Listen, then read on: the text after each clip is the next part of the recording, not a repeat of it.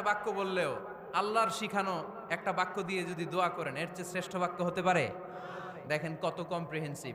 আল্লাহ শিখাই দিলেন, পড়ো রব্বানা আতিনা ফিদ দুনিয়া হাসানা ওয়া ফিল আখিরাতি হাসানা ওয়া কিনা আযাবান নার। আল্লাহ, তুমি এই দুনিয়ার সব কল্যাণ আমারে দাও, আখিরাতের সব কল্যাণ আমারে দাও, আগুনের শাস্তি থেকে আমারে বাঁচিয়ে দাও। পড়ে না আমিন? তো আপনি দুনিয়ার সব কল্যাণ নিলেন, আখেরাতেরও নিলেন, গাছেরটাও খাইলেন, তলারটাও কুড়াইলেন, রাখলেন কি? সবই তো চাইছেন।